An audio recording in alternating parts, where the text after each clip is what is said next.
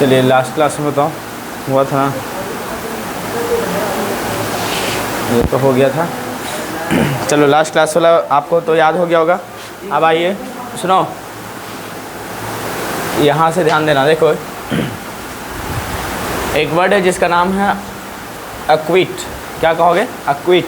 इसका मतलब होता है बरी करना। बरी मतलब मालूम चला कोई उस पर क्या चल रहा था, केस चल रहा था, उसको छोड़ देना को क्या कहोगे आप? बरी कहोगे। इसका मतलब मुक्ति दे देना कि हाँ आप कोई भी गुनाह इसने नहीं किया, उसको जो मिलना था सज़ा मिल चुका है। इसी को कहते हैं एक्विट कर देना। एक्विट मतलब क्या समझोगे? बरी कर देना, ठीक है ना। Declare to be not guilty. Guilty मतलब होता है दोषी। डिक्लेयर कर देना है कि ये दोषी नहीं है। समझ पा रहे कि नहीं बात? उसको आप कहते हो बरी करना, छोड़ देना, माफ़ करना, मुक्ति कर देना। समझ पा रहे? इसके लिए वर्ड क्या लगाओगे? एक्विट हो गया। क्लियर है? कोर्ट के मामले में ये सब वर्ड बहुत सुनने को मिलता है। समझ पा रहे कि नहीं? बरी कर दिया गया। समझ पा रहे कि नहीं पा रहे? अब देखो एक वर्ड आता है एडोलेसेंट।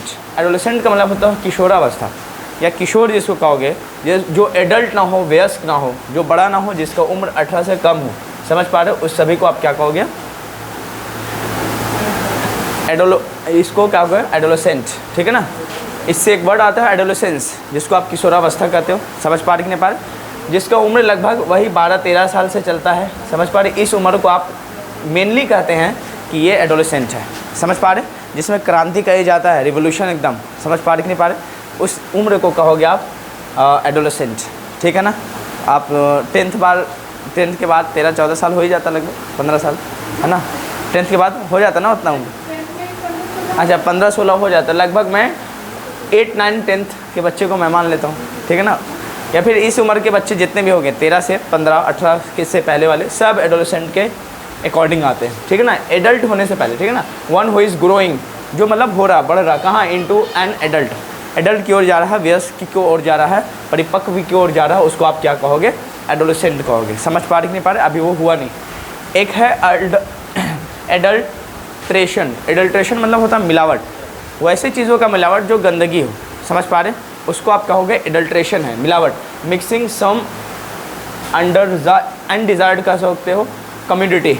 वैसे चीज़ जो मतलब डिज़ायर्ड ना हो, ख्वाहिश ना हो अच्छी, और वो बेकार सा हो, उस चीज़ को आप मिलावट को क्या कहोगे? आप एडल्ट्रेशन कहोगे। जैसे मालूम चला चीनी में बालू मिला देना, ये एक क्या हो गया? अशुद्धि। इन केस आप गेहूं में आप मिट्टी मिला दो, उसके बाद बेच रहे, मालूम चला आपके पास 40 के जी गेहूँ था, आपने 5 किलो मिट्टी मिला दिया, बढ़ गया 45 किलो हो गया, उसके बाद बेच रहे। कई राशन दुकानों में आपने देखा होगा ये सिस्टम चलता है कि नहीं चलता है? एडल्ट्रेशन चलता है ना, वहाँ मिलावटी होता है कि नहीं होता? हाँ, तो कह देना आज के बाद स्टॉप एडल्ट्रेट। एडल्ट्रेट मतलब मिलावटी करना बंद करो। ये एडल्ट्रेशन एक नॉन है। एडल्ट्री का मतलब होता है विवाहोत्तर संबंध। इसका मतलब क्या होता है? कई जगह पे आपने देखा होगा to have sex outside marriage, इसको कहोगे। इसका मतलब शादी तो होती है, लेकिन जब इसको आप क्या कह सकते हो? संबंध की बात आ जाए तो इसमें क्या होता है कि हस्बैंड वाइफ के रिलेशन में हस्बैंड किसी और का, वाइफ किसी और की, इस रिलेशन को आप क्या कहोगे? एडल्ट्री कहेंगे। समझ पा रहे कि नहीं पा रहे? इस सिचुएशन को एडल्ट्री कहोगे। शादी के बाद ही आप क्या कर रहे हो? संबंध बना रहे हैं, लेकिन उल्टा चल रहा है। समझ पा रहे कि नहीं पा रहे? इस सिचुएशन को आप क्या कहोगे? अब वो भी होता है, 2 तरह का होता है। इसमें कुछ लोग ये मानते हैं कि नहीं दोनों ठीक ठाक है, और कहते हैं कि नहीं अब तुमको सुप्रीम कोर्ट इसका इजाज़त दिया। आफ्टर मैथ का मतलब होता है किसी अप्रिय घटना के बाद का समय। मालूम चलो कोई घटना आपकी लाइफ में बहुत बुरा हुआ, उसके बाद का समय को आप क्या कहोगे? आफ्टर मैथ, ठीक है ना। आफ्टर मैथ में समझिए the period which follows an undesired event, जो आपकी ज़िंदगी में नहीं होना चाहिए, वो घटना के बाद का जो जीवन होता है, ये समय होता है, उसको आप क्या कहोगे? After math. मालूम चला कहीं किसी गाँव में लड़ाई हो गया, उसके बाद का सिचुएशन देखना होता है ना, दावत वावत सब बंद हो गया, ढोल वोल बजना सब बंद हो रहा होता है कि नहीं होता है? उसके शादी में वो नहीं जा रहे, उसके शादी में ये नहीं आ रहे, ऐसा सिस्टम होता है ना। हाँ, बस आफ्टर मैथ वो सिचुएशन हो लड़ाई झगड़े के बाद एकदम, उसको सिचुएशन को आप क्या कहोगे? आफ्टर मैथ कहोगे। एक हास्ट का मतलब क्या होता है? चलो हतप्रभ रह जाना। इसका मतलब शॉकिंग रह जाना, देख कर अचंभा रह जाना, उसको क्या कहोगे? अघास्ट। बातें समझ पा रहे? इसका मतलब कई जगह पे देखोगे, मालूम चला आप गाड़ी से जा रहे और देखो गाड़ी चलाते चलाते कभी टच हो जाता है तो आप ध्यान नहीं दे, चलो थोड़ा बहुत टच हुआ होगा, आगे जाके थोड़ा बहुत के बाद, थोड़ा देर के बाद जब कभी देखा आपने तो देखा कि गाड़ी का पिछला बहुत कुछ ज़्यादा ही नुकसान हो गया, टूट गया, तब देख के अचंभा हो गया, अरे बाप अब क्या हो गया, घर पे क्या जवाब देंगे।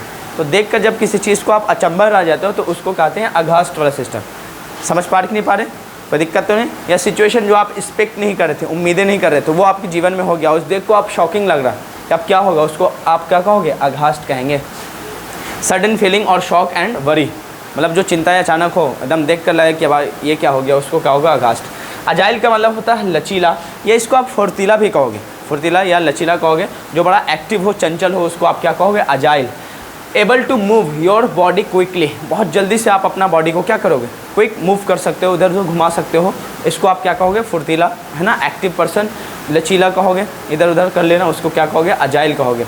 एक होता है एग्नी, एग्नी मतलब होता है दर्द, पीड़ा, जिसको आप क्या कहे थे, पेन कह रहे थे, याद है आपको, ठीक है ना, उसी को कहेंगे आप दर्द। लेकिन ये पेन हल्का फुल्का होता है, ये बहुत बड़ी बातें होती है, समझ पा रहे कि नहीं पा रहे, यातना की बात होती है। जब एक वर्ड आता है यातना करना, जैसे हिटलर कई यहूदियों को मारा, ये यातना ही हो गया, समझ पा रहे। ऐसा जो देखकर आप खौफ हो जाओ, डर जाओ कि बाप, इस दर्द को आप क्या कहोगे, एग्नी कहेंगे। ये दर्द छोटा मोटा हर इंसान की ज़िंदगी में पेन होता है, लेकिन एग्नी शायद किसी किसी के जीवन में आता है, समझ पा रहे कि नहीं पा रहे, ये होता है। चलिए अब देखोगे एक वर्ड है जिसका नाम है, इसको कहते हैं आयल, पढ़ देते हैं सब लोग, ठीक है ना, कुछ लोग एजल भी पढ़ देते हैं, लेकिन इसको आयल प्रोनाउंसिएशन सही है, आयल।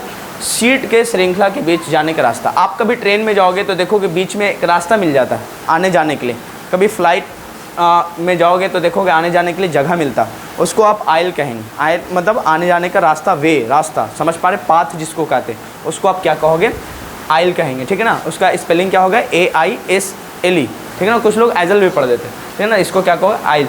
सीट की श्रृंखला के बीच, नैरो या long space between the two rows of seat, देखोगे सीट होता है आजू बाजू होता है ना रो में, और उसमें आने जाने की एक रास्ता मिलती है ना, उसको क्या कहोगे, आयल। देखो आयल सीट भी होता है, आयल सीट का मतलब देखोगे आप ट्रेन में कभी बुकिंग करने जाओगे तो वहाँ बुकिंग के दौरान आप लोग को आता है ऑप्शन, एक होता है विंडो ऑप्शन, एक होता है मिड ऑप्शन, मिड में एक होता है आप एजल। एजल का मतलब समझना, ये रास्ता है, रास्ते के मतलब साइड वाला सीट है। मिड मतलब समझोगे एजल और विंडो के बीच वाला सीट, और विंडो का मतलब समझ ही जाओगे, विंडो आएगा तो खिड़की वाला सीट, समझ पा रहे कि नहीं पा रहे। अगर मालूम चला दो ही सीट है तो मिड नहीं रहेगा, या तो एजल रहेगा या तो विंडो वाला सीट रहेगा, समझ पा रहे कि नहीं पा रहे। आप देख लेना बुकिंग से पहले वो सब ऑप्शन, वहाँ सब कुछ लिखा होता है, आप पढ़ोगे तो ऑटोमेटिक समझ जाओगे, घबराने की बात नहीं है। चलिए अब आइए, यहाँ पे एक वर्ड है जिसका नाम है, अच्छा एल्केमिस्ट छूट गया। एल्केमिस्ट का मतलब होता है पारस। एल्केमिस्ट का मतलब one who tries to turn other base metal into gold. इसका मतलब सीधा सीधा रसायन ज्ञाता होता है। रसायन ज्ञाता समझ रहे हो, जिसको बहुत केमिस्ट्री का ज्ञान हो, कई सारे केमिकल बना के एक दूसरे का रिएक्शन करा के नई नई चीज़ों को बदलता रहता हो, उस चीज़ को आप क्या कहोगे, अल्केमिस्ट कहोगे। समझ पा रहे कि नहीं बात। अल्केमिस्ट का मतलब होता है, देखो कई ऐसे मेटल हैं, कई ऐसे बेस है जिसको आप गोल्ड में कन्वर्ट करने की ताकत रहती है रिएक्शन से, और यही गोल्ड का निर्माण आप कहीं अच्छा खुद बताओ, गोल्ड का सिंबल क्या होता है, आपने केमिस्ट्री में तो पढ़ा होगा। अच्छा सिंबल नहीं, ये सॉरी, हाँ यही कह सकते हैं आप, बोलिए। HG नहीं, AU, अच्छा AG किसका होता है, सिल्वर। AU किसका होता है, गोल्ड का। चलिए इसका आप एटम नंबर पढ़े होंगे, एटम मास पढ़े होंगे, ऐसा नहीं पढ़ा। अच्छा कितना होता है, केमिस्ट्री का क्या था बताओ, अच्छा नहीं है, किसी नहीं मालूम तो समझ में आ गया कि एल्केमिस्ट किसी को कहोगे। आप अपने आप को भी मानोगे, बोलोगे नहीं होते तो रिएक्शन वैक्शन जानता नहीं हो तो एल्केमिस्ट नहीं हो, जो जानते हो उनके लिए आप एल्केमिस्ट लगाओगे। एक वर्ड है एलिमनी।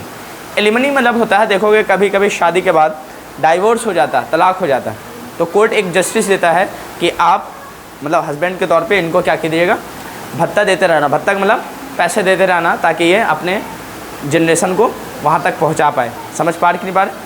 उस सिस्टम को आप क्या कहोगे, तलाक के बाद दी गई रकम, रकम मतलब जो आप क्या कहोगे, आप पैसा दिया जाता है, उसको आप कहोगे एलिमनी। तलाक के पश्चात दी जाने वाली रकम। Money paid usually to a wife, मतलब एक वाइफ को अपने पेड किया जाता है after break down of marriage. Marriage को तोड़ने के बाद एक सिस्टम जो बनाया जाता है कि वो जिएगी कैसे, इस सिस्टम को आप क्या कहोगे, उस पैसे देने के रिवाज को आप क्या कहोगे, एलिमनी कहोगे। समझ पा रहे कि नहीं पा रहे।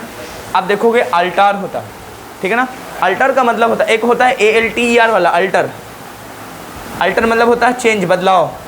ये अल्टर की बात नहीं करो, ये अल्टर है, ठीक है ना। ये अल्टर मतलब होता है बेदी, वैदिक का मतलब क्या समझोगे, ये हिंदी वर्ड कभी कभी समझ नहीं आता। आप कभी प्रेयर के लिए जाओ, प्रेयर मतलब समझ रहे, कभी पूजा के लिए जाना या वर्शिप के लिए जाओगे, कभी कहीं भी जाओगे तो वहाँ मज़ार पे देखोगे सिस्टम बना होता है। एक होता है कि आप अपना जो ले गए हैं वो सामान वहाँ रखने का एक जगह होता है ना, उसको आप कहोगे वेदी, कहोगे अल्टर कहेंगे। समझ पा कि नहीं पा रहे?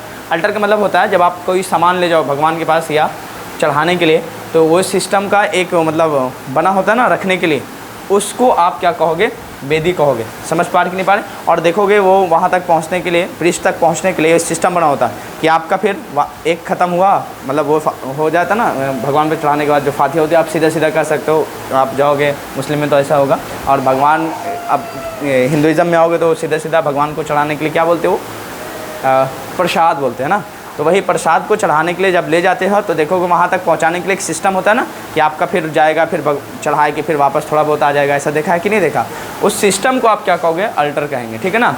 जो टेबल होता है, जो प्लेस होता है वेयर ऑफरिंग्स आर पुट, जो आप ले जाते हो, समझ पा रहे? ऑफरिंग्स वो रिलीजन प्लेस के जगह पे ऑफरिंग्स ले जाते हो, वो पुट रखने के लिए जगह को क्या कहोगे आप, अल्टर कहोगे। एक होता है अल्टरकेशन। अल्टरकेशन मतलब होता है वाक युद्ध, जो कहा सुनी कभी कभी आप दोनों के बीच होता है, ताक झाक हो जाता ना, देखो कहा सुनी होता ना, झगड़े बातों से, तो उसको आप क्या कहोगे, अल्टरकेशन।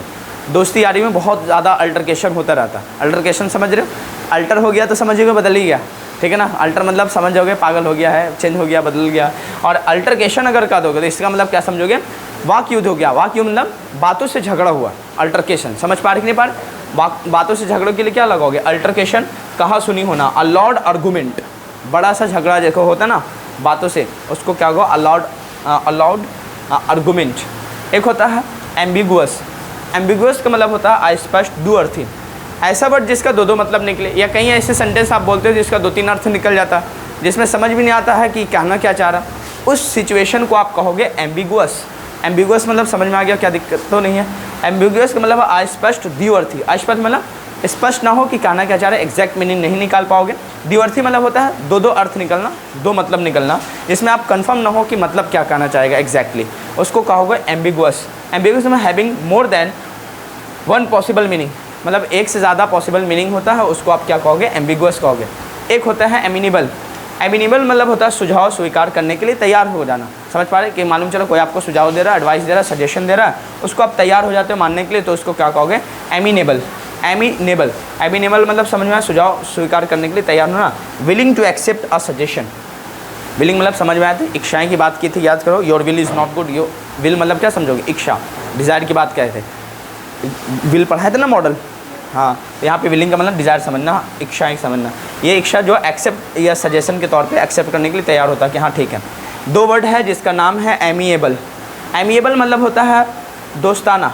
दोस्ताना का मतलब क्या समझोगे, जो आपसे बहुत मतलब बातूनी टाइप का हो, बहुत आप में घुल मिल जाता हो। समझ पा रहे कि नहीं पा रहे? और हर इंसान से उसका मतलब ऐसी ताल्लुक़ हो, नए नए लोगों के साथ भी घुलता मिलता हो, उसको क्या कहोगे, एमिएबल। एमिएबल मतलब समझ आ गया, वो दोस्ताना होता है जो मतलब हर लोगों में मिल जाता हो।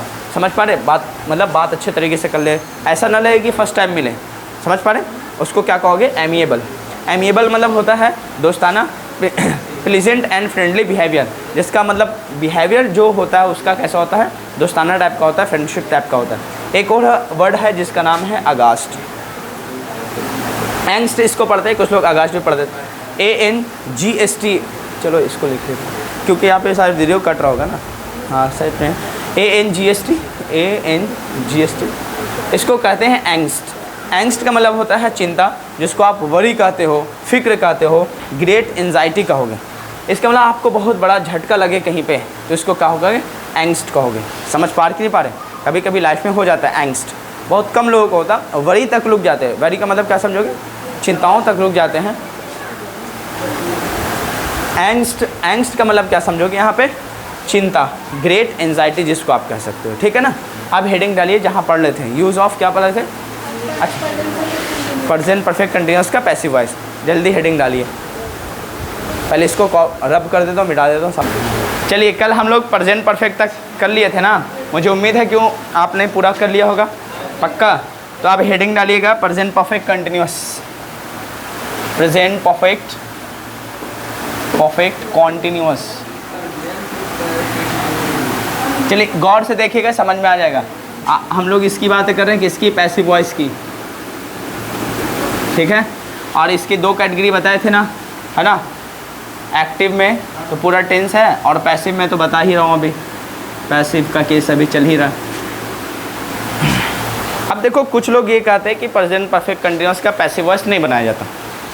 कई जगह पे ग्रामरियन भी इस पर स्टॉप लगाते हैं, लेकिन कहीं जगह पे स्पीकिंग में ज़रूरत पड़ जाता है। अगर ज़रूरत पड़े तो इसका यूज़ कैसे करेंगे और कैसे पैसिव वॉइस बनाएंगे, इस पर हम लोग आज बात करते हैं। देखो एक्टिव में आपने पहले बहुत पढ़ा था, याद करो कि अगर इसकी स्ट्रक्चर की बात करें तो सब्जेक्ट होता था, उसके बाद हैज़ या हैव लगाते थे, याद करो। उसके बाद क्या लगाते थे? परफेक्ट था तो बीन, कंटिन्यूअस था तो फोर्थ फॉर्म वर्ब, ऑब्जेक्ट या फिर क्या होता था, याद करो, अदर वर्ड, प्लस सिंस या फोर होता था, याद कीजिए, है ना, सिंस या फोर, और प्लस में क्या लगाते थे? टाइम लगाते थे। क्या आपको याद है? और इसका अगर पैसिव वॉइस बनाने जाओगे तो दो चीज़ों का ख्याल रखना। अभी हम लोग पढ़ क्या है कि जब भी कंटिन्यूअस होगा तो इस कंटिन्यूअस का पैसिव वॉइस कैसे बनाओगे? Being plus third form verb बनोगे, है ना। बातें समझ पा रहे कि नहीं पा रहे? अब जाइए, पहले ये इस ऑब्जेक्ट का यहाँ पे सब्जेक्ट से क्रिएशन स्टार्ट होगा। बोलो समझ में आ रहा है कि नहीं आ रहा? अब खुद बताइए, सब्जेक्ट के बाद ये तो मेन वर्ब यही है ना। देखो मेन वर्ब यही, इससे पहले सभी हो जाएंगे हेल्पिंग वर्ब। तो आप बताओ हेल्पिंग वर्ब जितना भी है सबसे पहले आप लिख लीजिए, बताओ कौन कौन सा है? हैज़ या फिर क्या लगाओगे? हैव लगाओगे। उसके बाद क्या लगाओगे? बीन लगेगा ही। उसके बाद खुद बताइए, जब भी फोर्थ फॉर्म वर्ब का पैसिव वॉइस बनाने जाएंगे तो इसका बनेगा कैसे? Being plus third form verb में, being plus third form verb में, बस। उसके बाद क्या लगाओगे? जो भी एक्स्ट्रा बात होगी यहीं पे एडजस्ट कीजिएगा, है ना। आप बाई प्लस लगा के क्या लगाओगे? ऑब्जेक्ट हो जाएगा, समझ रहे हैं। लेकिन इससे पहले ये सब आ जाएगा, समझ पा रहे कि नहीं? टाइम हम जो भी जोड़ना जोड़ दीजिएगा, एक्स्ट्रा बातें जो भी है। उसके बाद बाई, मेन तक यहाँ तक की बातें स्पीकिंग तक आती है, ये सब हो या ना हो, समझ पा रहे कि नहीं पा रहे? ध्यान रखिए। अब चलो, मुझे उम्मीद है ये बातें समझ में आ गई होगी। बोलो कोई दिक्कत तो नहीं? चलिए आगे। अब देखो यहाँ पे आओ, मैं कहूँ वह सुबह से काम कर रहा है, वह सुबह से काम कर रहा है, वह सुबह से। अब मैं बताता हूँ कि क्यों एक्टिव इसका पैसिव वॉइस कैसे यूज़ किया जा सकता है। ऐसे इसका कोई भी एग्जाम में पैसिव वॉइस नहीं आता। 4 पैसिव वॉइस भूल जाना, एक है प्रेजेंट परफेक्ट कंटिन्यूअस ये वाला, पास्ट परफेक्ट कंटिन्यूअस, एक है फ्यूचर कंटिन्यूअस और फ्यूचर परफेक्ट कंटिन्यूअस। ये 4 का पैसिव वॉइस एग्जाम में पूछता नहीं, क्योंकि खुद ग्रामरियन कॉन्सेप्ट में क्लियर नहीं है, न इसका कोई प्रूफ देते। कुछ लोग हैं प्रूफ देते हैं तो स्पीकिंग बेस पे देते, जैसे बता रहा हूँ, समझ पा रहे कि नहीं पा रहे? ज़रूरत पड़ने पे इसका उपयोग कैसे करोगे ये बातें समझा रहा हूँ। वह सुबह से क्या कर रहा है? खेल रहा है। चलो ऐसे करो, वह सुबह से काम कर रहा है, काम, इस काम को कर रहा है, ऐसा लिख लो, इस काम को कर रहा है, इस काम को कर रहा है। अब खुद बताइए इसका पैसिव, इसका ट्रांसलेट कर लो, बनेगा कि नहीं बनेगा? कैसे बनेगा? खुद बनाओ। सब्जेक्ट होगा तो ही होगा, ही के अकॉर्डिंग क्या जोड़ोगे? हैज़। उसके बाद क्या लगाओगे? बीन लगाओगे। फोर्थ फॉर्म वर्ब, काम करना था, काम करने का क्या लगाएगा? डूइंग वर्क होता है, डूइंग द वर्क होगा स्पेशल केस में, डूइंग द वर्क लगाओगे। He has been doing the work. कब से भाई? सुबह से, तो पॉइंट ऑफ टाइम है तो क्या लगाओगे? सिंस। उसके बाद क्या लगाओगे? मॉर्निंग लिखोगे। अच्छा, इस काम को कर रहा है तो डूइंग दिस वर्क बेहतर हो जाएगा, तो आप यहाँ पे THIS लिख लीजिए, दिस वर्क। मुझे उम्मीद है बन गया है, कोई दिक्कत तो नहीं है। अब इसका जब पैसिव बनाए जाओगे तो मैं लिखता हूँ, इसको हटा दो, सिर्फ लिखो इस काम को सुबह से किया जा रहा है, इस काम को सुबह से किया जा रहा है, सुबह से किया जा रहा है, किया जा रहा है। अब मैं उसके द्वारा ना लिखूं तो खुद बताइए आप इसको कैसे बनाते हैं? पॉसिबल तो यही है कि इस काम को सुबह से किया जा रहा है, तो ट्रांसलेट जब भी करो तो पैसिव वॉइस किसका होना चाहिए? प्रेजेंट परफेक्ट कंटिन्यूअस का होगा। कोई और है रहा नहीं ना, तो ऐसे किस में क्या लिखोगे? दिस वर्क, यह तो लिखोगे दिस वर्क। उसके बाद क्या लगाओगे? Has been. उसके बाद क्या लगाओगे? Being done. डू का क्या लगाओगे? थर्ड फॉर्म डन, बस। और सिंस के बाद क्या लगाओगे? मॉर्निंग। समझे कि नहीं समझे? अगर होता उसके द्वारा तो बाय हिम लगा के छोड़ देते हैं यहाँ पे। यानी अगर इस्तेमाल करना लाइफ में आ जाए तो आप इस पैटर्न को ढाल सकते हो, लेकिन इसका कोई प्रूफ आज तक दिया नहीं। कुछ लोग हैं ग्रामरियन मान लेते हैं, स्पीकिंग बेस पे तो चलता है, समझ पा रहे कि घबराने की बात नहीं। क्लियर? अब बताओ, इस बेस में मैं देता हूँ पैसिव वॉइस बनाने के लिए, आप आराम से बना लोगे? पक्का? लिखिए, पहले इसको आप कॉपी कर लीजिए, फिर मैं आगे बताता हूँ।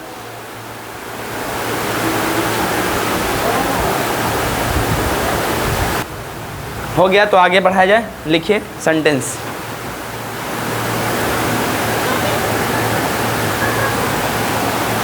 चलो सेंटेंस में लिख देता हूँ।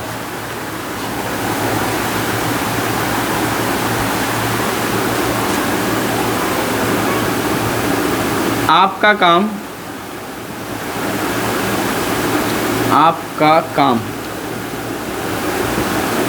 जनवरी से किया जा रहा है। आपका काम जनवरी से किया जा रहा है। बन जाएगा। आपका काम के लिए क्या लगाओगे? Your work. ये तो सिंगुलर है तो आप हैज़ लगाओगे। बाकी पैटर्न देख लीजिए, पहले आप खुद से कोशिश कीजिए, है ना। आपका काम जनवरी से किया जा रहा है, बोलते हैं ना आपका काम 2 घंटों से किया जा रहा है। यहाँ घबराइए मत, होता है ना। या आपका काम हो रहा है 2 घंटे से, ये भी कह सकते हैं आप।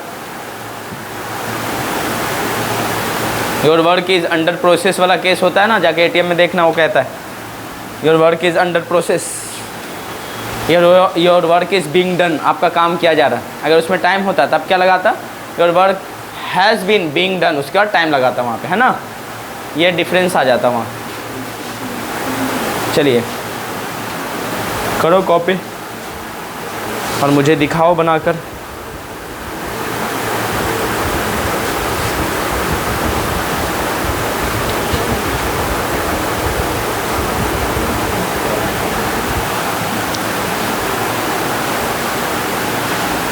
हो गया?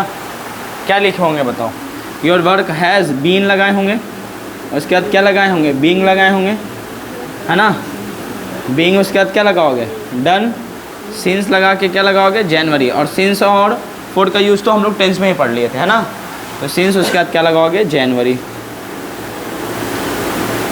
बोलिए कोई दिक्कत तो नहीं है? पक्का ना?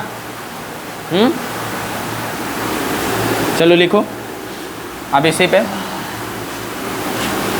वे लोग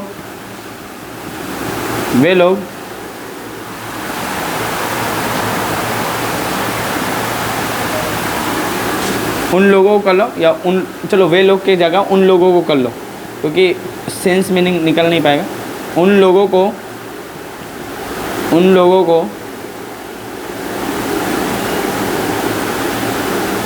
कल से उन लोगों को कल से अंग्रेज़ी सिखाया जा रहा है। उन लोगों को कल से अंग्रेज़ी सिखाया जा रहा है। अब देखिए यहाँ पे बीते हुए कल की बात है ना, ये फ्यूचर की बात नहीं है।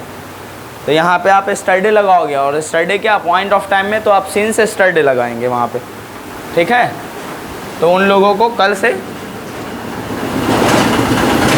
अंग्रेज़ी सिखाया जा रहा है।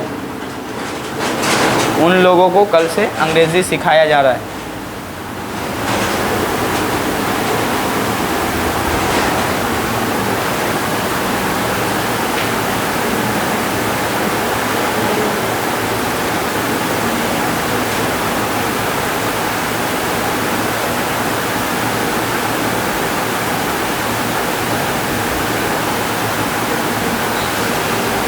बनेगा?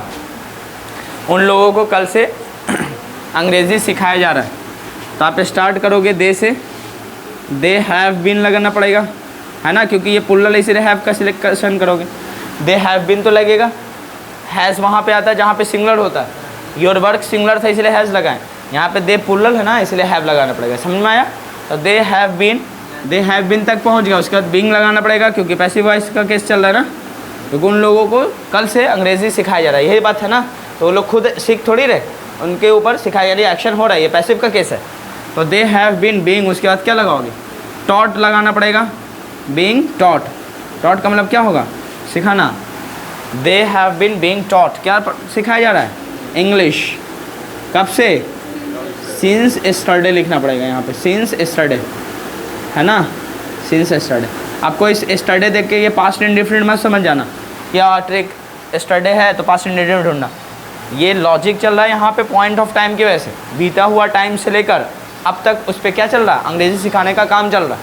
समझे कि नहीं समझे? यहाँ पे बीता हुआ पल है इसलिए एस्टरडे लगाओगे, टुमारो मत लगा देना। समझे कि नहीं समझे? टुमारो मतलब आने वाला कल होता है, एस्टरडे मतलब बीता हुआ कल होता है, ठीक है। तो यहाँ पे क्या, अच्छा एक सेंटेंस दे रहा हूँ, मुझे कल से हिंदी सिखाया जा रहा है, क्या बनाओगे? मुझे कल से हिंदी सिखाया जा रहा है, तो क्या लगाओगे? I have been being taught Hindi since yesterday लगेगा। बोले होगा कि नहीं होगा? कोई दिक्कत तो नहीं इसमें? आई के साथ भी क्या लगाते हैं? हैव का केस जाता है, कोई दिक्कत तो नहीं है? पक्का? अच्छा, इसको इस तरीके से भी बना सकते हैं, ये डबल ऑब्जेक्ट का खेला है, तो इंग्लिश को भी पहले आप लिख सकते हैं। क्या लगाओगे? इंग्लिश एक सब्जेक्ट है, सिंगुलर हो जाएगा, तो आप हैज़ लगाओगे। English has been being taught, यहाँ तक आएगा, TAUGHT टॉट। और यहाँ पे देखो, ये दे का देम यहाँ पे बनेगा, लेकिन ये एक्शन जा रहा है, टीचिंग का एक्शन तो कोई रिसीव करेगा ना, तो यहाँ पे आप टू देम लगाओगे, तब ये भी सही हो जाएगा, टू देम, ठीक है ना। और सिंस यस्टरडे हो जाएगा, बोथ आर करेक्ट, ठीक है। तो English has been being taught to them since yesterday, both are correct, ठीक है। उसी तरह जैसे मुझे हिंदी कल से हिंदी सिखाया जा रहा, तो इसका भी दो तरीके से बन जाएगा। समझ पा नहीं पा रहे? कोई दिक्कत तो नहीं है? अगर सिर्फ होता है कि हिंदी कल से सिखाया जा रहा, तो आप एक ही सब्जेक्ट यहाँ से चलते हैं। इंग्लिश कल से सिखाया जा रहा है, तो English has been being taught to them हट जाता, वहाँ पे सिंस यस्टरडे चलता।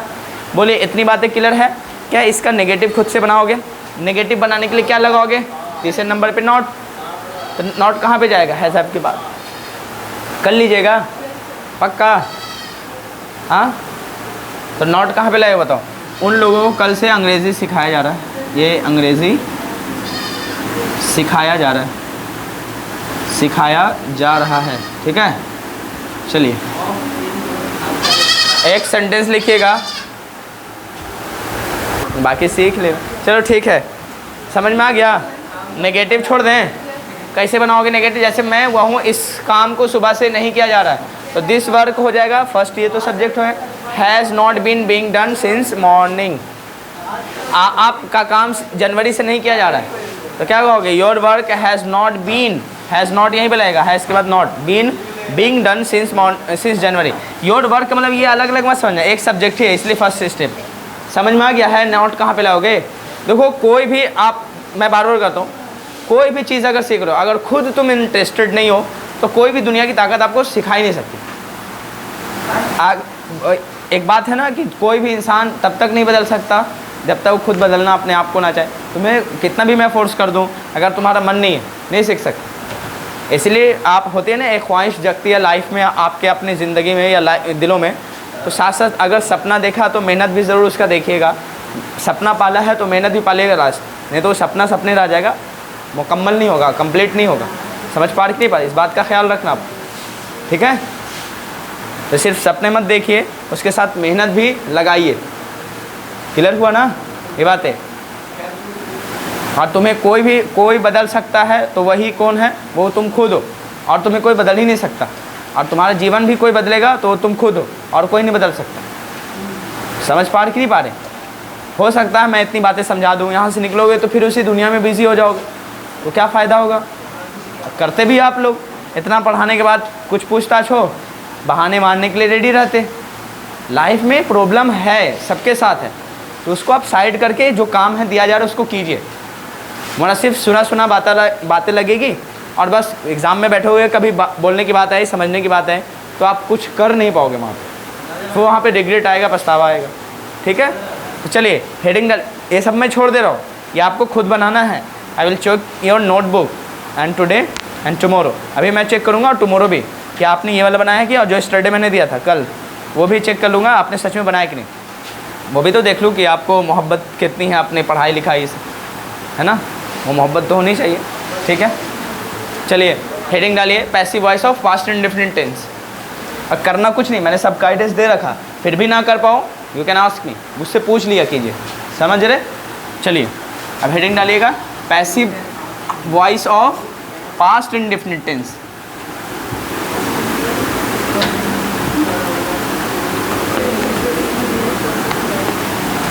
यहाँ पे आप प्रेजेंट परफेक्ट कंटिन्यूअस हटा दीजिए ऐसा, और यहाँ पे लीजिएगा पास्ट इंडेफिनिट लिख लीजिए। ओहो, यही लिख लीजिए यहाँ पे पूरा पास्ट इंडेफिनिट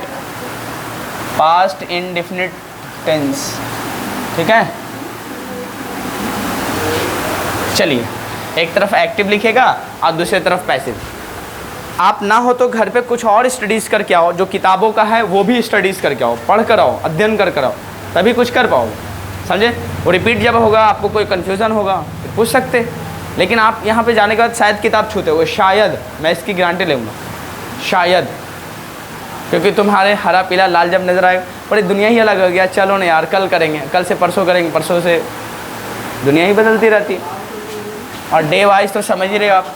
सब्जेक्ट होगा इसका, बताओ, आपने पढ़ा भी होगा इसका स्ट्रक्चर, बताओ, ऐसे ही तो पढ़ा था, पढ़े थे ना। इसका आइडेंटिफिकेशन भी एक्टिव में पूरा पढ़ के आए थे। जब इसकी पैसिव वॉइस बनाओगे, यही ऑब्जेक्ट का यहाँ क्या बनेगा, सब्जेक्ट। याद कीजिए आप प्रेजेंट इंडेफिनिट जब था तो यहाँ पे सब्जेक्ट के बाद सिंगुलर प्लूरल वर्ब आ रहा था ना, ऑब्जेक्ट था, यही ऑब्जेक्ट का वहाँ सब्जेक्ट बना था, एम इज़ आर, उसके बाद क्या लगा रहे थे, थर्ड फॉर्म वर्ब। तो यहीं पे क्या लगाओगे, जब भी V2 आ जाए तो यहाँ पे आपको कुछ नहीं करना है, वहाँ पे एम इज़ आर लग रहा था, यहाँ पे वाज और वर लगेगा, बाकी थर्ड फॉर्म वर्ब आ जाएगा। बाकी समझ रहे, बाई प्लस अगर सब्जेक्ट आप ऑब्जेक्ट में सब्जेक्ट को बदलना चाहो तो बदलो, नहीं तो स्पीकिंग में उतना ही इसका काम नहीं रहता, एग्जाम में इस सब का काम आता है, समझ पा रहे, बाय लगा के लगाना ज़रूरी होता है, एग्जाम में देता है, बाकी स्पीकिंग में इसका कोई मकसद नहीं है। जैसे मैं एक सेंटेंस पढ़ा आपको देता हूँ, मैंने उसे पढ़ाया, मैंने उसे पढ़ाया, ठीक है ना। तो आप इसका अंग्रेज़ी क्या लिखोगे, आई टॉट हिम, या आप जेंडर क्लियर नहीं है तो आप हर का भी प्रेफरेंस ले सकते हो, दोनों सही। मैं कहूँ एक सेंटेंस इसका पैसिव बनाने जाऊँगा तो क्या बनाऊँगा, उसे पढ़ाया गया, बस ये कहेंगे, उसे पढ़ाया गया, उसे पढ़ाया गया, उसे पढ़ाया गया। तो आप हिम का क्या बनाओगे, ही होगा, या फिर आप शी लगाओगे, क्योंकि जेंडर डिफाइंड नहीं है। शी के बाद पैसिव वॉइस का क्या बनाओगे, वाज बनेगा, समझ रहे कि नहीं समझ रहे। और बताइए पढ़ाने के लिए क्या लगाओगे, टीच कर, टॉट, थर्ड फॉर्म वर्ब ही रह जाता है टॉट, कहीं ऐसे second form third form verb है, दोनों सेम होते हैं, लेकिन यहाँ पे क्या थर्ड फॉर्म वर्ब है, ये कहाँ है सेकंड फॉर्म वर्ब, देखने में सेम है लेकिन उसका फंक्शन अलग अलग। ये बातें ध्यान रखिए। उसे पढ़ाया गया तो क्या लिखोगे, ही वाज टॉट। जब अब यहाँ पे आओ, मुझे बताया गया, क्या बनाओगे, मुझे बताया गया था, या मुझे बताया गया, मुझे बताया गया, या मुझे बताया गया था, क्या बनाओगे इसका passive voice, I was told हो जाएगा, आई वाज टोल्ड। टेल का थर्ड फॉर्म क्या बनाओगे, टोल्ड। टेल मतलब क्या होता है, बताना, टेल का सेकंड थर्ड फॉर्म क्या बनता है, टोल्ड, ये थर्ड फॉर्म वर्ब है, ठीक है ना। मैं कहूँ मेरे पिता को बताया गया था, माई फादर वाज टोल्ड, समझ रहे। मेरे दोस्त को बताया गया था, माई फ्रेंड वाज टोल्ड हो जाएगा, समझे। मेरी सिस्टर बहन को बताया गया था, माई सिस्टर वाज टोल्ड। क्या बना लोगे, पक्का ना, हाँ क्या नहीं बताओगे। चलिए इसको कॉपी कीजिए फट से।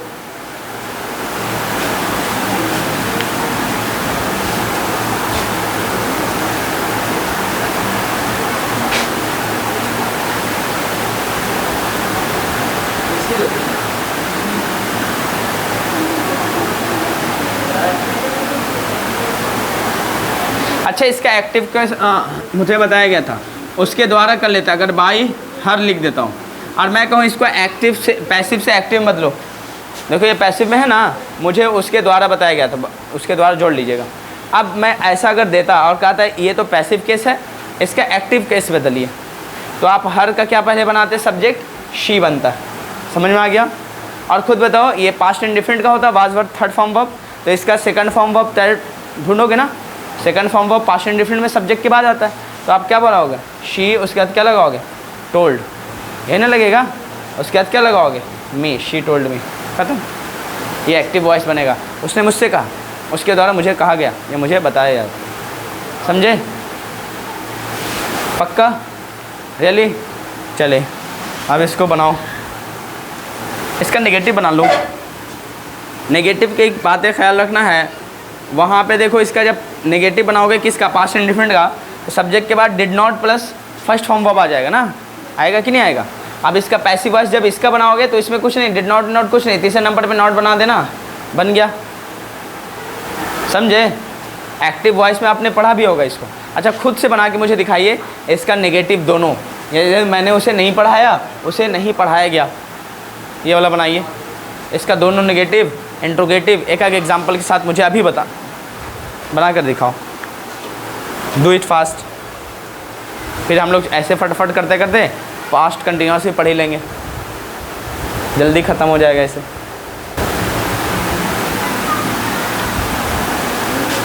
तुमसे बेहतर कोई हो ही नहीं सकता बाबू, ये बातें ध्यान रखो। यू आर यूनिक, है ना।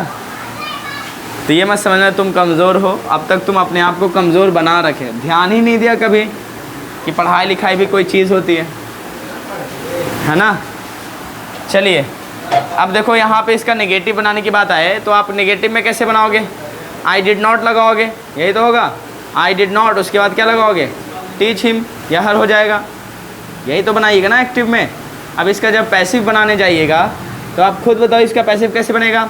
हिम या हर का सब्जेक्ट बनाओगे, ही या शी हो सकता है ना। पहले मैं ही लिख देता हूँ, उसके बाद मैं लिखूँगा शी, ठीक है। उसके बाद खुद बताओ यहाँ पे वाज लगेगा कि नहीं लगेगा? बिल्कुल लगेगा। उसके बाद क्या लगाओगे? TAUGST, taught, he was taught, और बाई लगा के आप, अच्छा नॉट भी तो हो सकता है यहाँ पे ना, तीसरे नंबर पे नॉट लगाओ क्योंकि नेगेटिव है। उसके बाद TAUGST, टॉट, अब बाई लगा के क्या लगाओगे? यहाँ पे मी हो जाएगा। कैसे बनाए थे ना, इसका मतलब होगा उसे मेरे द्वारा नहीं पढ़ाया गया। अगर मेरे द्वारा ना होता तो इनको आप हटा दो, उसे नहीं पढ़ाया गया, ही वॉज नॉट टॉट। जैसे मैं बोलूँ मेरे भाई को नहीं पढ़ाया गया, my brother was not taught. समझ पा रहे कि नहीं पा रहे? कि कोई दिक्कत? अच्छा, एक सेंटेंस बनाइए, उसकी परवरिश, उसकी परवरिश उसके चाचा के द्वारा, उसके चाचा के द्वारा किया गया। बनाइए तो ये वाला, किया गया या किया गया था, बनाओ। क्या बनाओगे? उसकी परवरिश, परवरिश मतलब होता है ब्रिंग अप, पालन पोषण जिसको कहोगे। उसकी परवरिश उसके चाचा के द्वारा किया गया। ये बताइए एक्टिव है कि पैसिव? पैसिव है। अगर मैं बोलूँ उसकी परवरिश की गई, चाचा के द्वारा हटा दें तो बाई अंकल हटा देना, बाई हिज अंकल, बाई। उसके बाद आप उसकी बताओ, उसकी परवरिश की गई तो उसकी के लिए आप क्या लगाओगे? He was. देखो एक वर्ड आता है पालन पोषण के लिए, ब्रिंग अप। समझ पा रहे कि नहीं पा रहे? जिसको आप नॉरिश कहते हो, जिसको आप रियर कहते हो, समझ पा रहे कि नहीं पा रहे? ब्रिंग अप, ब्रिंग अप मतलब होता है पालन पोषण करना। रियर का मतलब भी वही होता है। अब ब्रिंग अप का मतलब होता है ब्रॉट अप। इसका सेकंड थर्ड फॉर्म वर्ब ढूंढोगे तो क्या समझोगे? ब्रिंग का क्या बनता है? Brought up. जैसे ब्रिंग का मतलब सिर्फ होता है लाना, अगर इसमें अप जोड़ दे तो मतलब होता है पालन पोषण करना। आगे पूरा फ्रेजल वर्ब पढ़ोगे तो समझ में आएगा, ठीक है ना।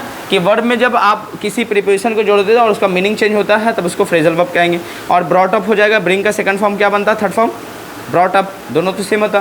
तो इसका मतलब क्या लिखो? ही वाज ब्रॉट अप लिखना पड़ेगा यहाँ पे, समझ में आया? ही वाज ब्रॉट अप, इसका मतलब उसकी पालन पोषण की गई। अब यहाँ पे उसके चाचा के द्वारा तो बाय हिज अंकल लिखोगे यहाँ पे। अगर उसके चाचा के द्वारा ना हो तब यहाँ पे बाय हिज अंकल लिखने की आपको ज़रूरत भी नहीं है। अगर ये हट जाता तो उसके चाचा के द्वारा। समझे कि नहीं समझे? बोलो समझ में आया? जैसे आप एक सेंटेंस लेता हूँ, मेरे दोस्त की परवरिश मेरे पिता के द्वारा की गई। My friend was brought up by my father. बोलो समझ में आया? तो दिक्कत तो नहीं है? तो क्या ऐसे सेंटेंस मिलेगा तो समझ जाओगे पक्का ना। अब इसके नेगेटिव की बात करूं कि उसकी परवरिश उसके चाचा के द्वारा नहीं की गई तो he was not brought up, यहाँ पे लिखना पड़ेगा not. He was not brought up by his uncle. यहाँ पे लिखता है क्या उसकी परवरिश उसके चाचा के द्वारा की गई तो वाज हिज हो जाएगा, वाज हिज होगा ना, was he brought up by his uncle. समझे कि नहीं समझे? यहाँ पे नॉट फिर हट जाएगा कब? क्या उसकी परवरिश उसके चाचा के द्वारा की गई तब होगा was he brought up by his uncle. समझे कि नहीं समझे?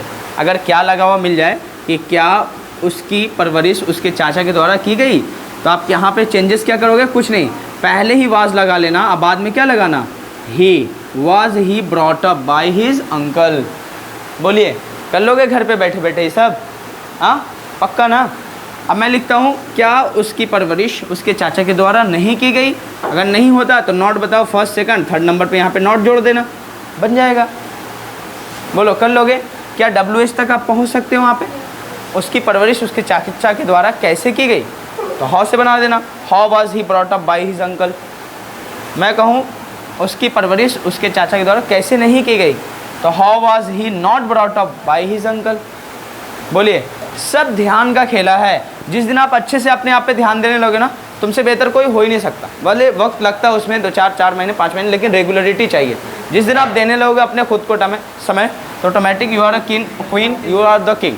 आपसे राजा रानी आपसे बेहतर हो ही नहीं सकता। You are the king, you are the best, तुमसे बेहतर कोई है ही नहीं। लेकिन अब तक तुमने खुद को टाइम ही नहीं दिया, जिसकी वजह से आज ये हालत है। समझे कि नहीं समझे? खुद को जिसने जितना समय दिया उतने ही लोग आगे गए। ये बातें ध्यान रखिए। टाइम बहुत इंपॉर्टेंट चीज़ है, ठीक है ना। इसको आज वैल्यू दीजिएगा, कल आपकी रिस्पेक्ट सम्मान बढ़ाएगा। आज इसको इन्वेस्ट कहीं पे अच्छी जगह पे नहीं करोगे, आपका वैल्यू बाद में घटाएगा। और ज़िंदगी आपको कुछ देती नहीं है, बात याद रखना। ये जो आप देते हो वही रिटर्न कर देती है। आप इसको टाइम दोगे तो बाद में वो टाइम आपको लौटाएगा आराम से, समझ रहे, मस्ती में जियोगे। अगर आप इसको अभी टाइम नहीं दोगे, बाद में फिर आपको ही दिक्कत करेगी, ठीक है। इस बात का ध्यान रखिए। मुझे उम्मीद है ये बातें क्लियर हो गई होगी।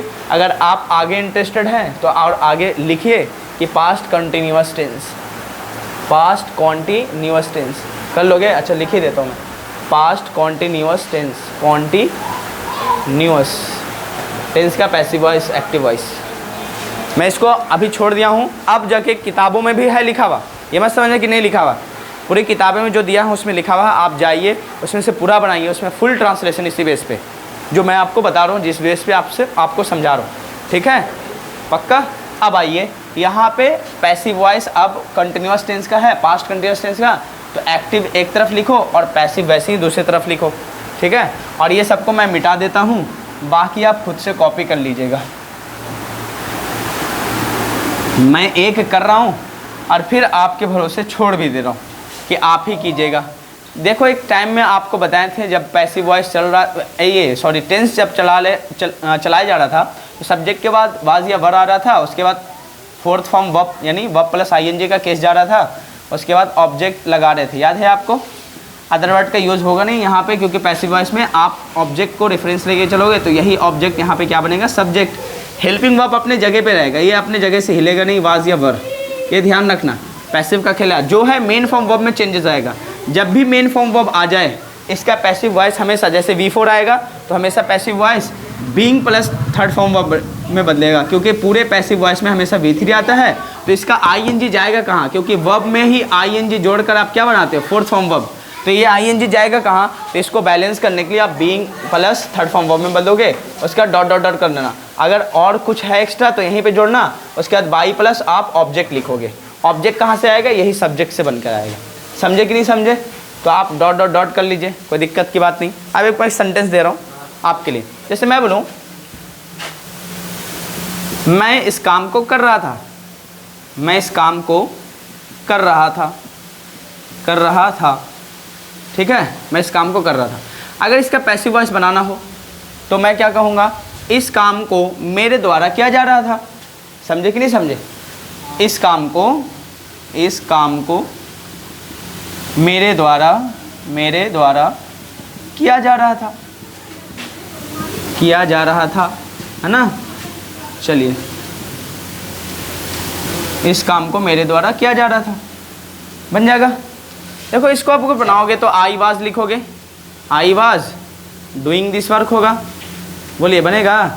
और यही पैसिव वॉइस में आप अगर जाओगे तो इस काम को, तो आप दिस वर्क लिखोगे इस काम के लिए, दिस वर्क। अब यहाँ सिंगुलर है तो आप क्या लगाओगे, वाज। देखो वही पैटर्न आ गया कि नहीं आ गया। उसके बाद क्या लगाओगे, being plus third form verb में, तो करना का क्या होगा, डूइंग।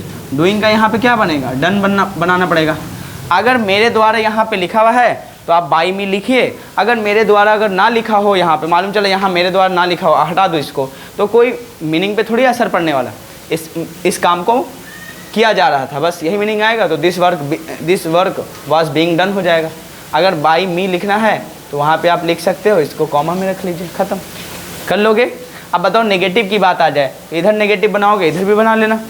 इंट्रोगेटिव की बात है तो जैसे बनाओगे बन जाएगा, पक्का ना। चलिए अभी मैं आपका टास्क चेक कर लूँगा, जो आप स्टडी मैंने दिया था, देख लेता हूँ कि पूरे पैसिव वॉइस को आपने प्रेजेंट परफेक्ट तक कवर किया था कि नहीं बना था, ट्रांसलेट किया था कि नहीं था। इससे मुझे पता चल जाएगा कि आप कितनी क्यूरियोसिटी लेकर आए, ठीक है ना।